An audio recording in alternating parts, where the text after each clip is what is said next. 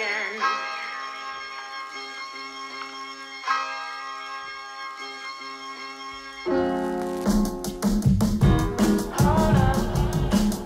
Surtout, d'abord, ce qu'il y a de très marquant avec ce lieu, c'est qu'il est visible dans l'espace public, parce que je pense qu'il faut visibiliser cette thématique des femmes victimes de violences, des femmes qui ont besoin de soutien pour s'autonomiser, comme on l'a dit tout à l'heure. Et donc, voilà, avec cette très belle fresque de Gisèle Halimi, je pense que personne ne sera indifférent, personne n'ignorera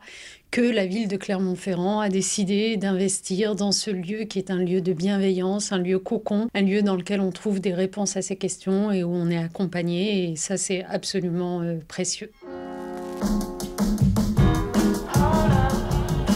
Ce qui est certain, c'est qu'il y a une historicité, c'est-à-dire que personne ne vient en s'inscrivant sur une page blanche.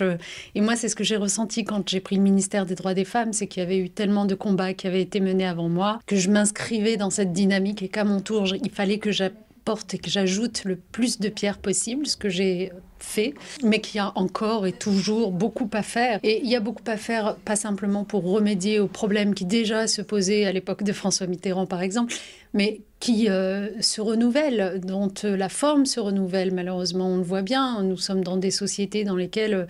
pour des tas de raisons, de polarisation, de violence, d'agressivité, eh bien, les violences faites aux femmes, malheureusement, sont là, elles n'ont pas cessé, elles ne se sont pas réduites, elles commencent de plus en plus jeunes, toutes les études nous le disent, elles sont de plus en plus effroyables quand elles ont lieu. On en voit des exemples, malheureusement pas seulement en France, à travers le monde entier. Et donc, oui, le monde qui est le nôtre n'est pas un monde facile. Et s'agissant de la France, pour revenir à notre pays, il y a eu ces dernières années une forme de libération plus importante de la parole qui a permis de donner corps à ce phénomène, à cet effet malheureux du patriarcat, parce qu'il faut utiliser les mots, à cette hiérarchisation entre les sexes. Et cette libération de la parole des femmes, elle ne doit pas rester vaine, elle ne doit pas être sans suite. Et donc les suites à lui donner, c'est des pouvoirs publics qui se mobilisent à tous les niveaux, au niveau étatique, au niveau des collectivités locales, au niveau du soutien aux associations qui maillent le territoire et qui sont là pour aider toujours. Et si vous me permettez, moi je voudrais vraiment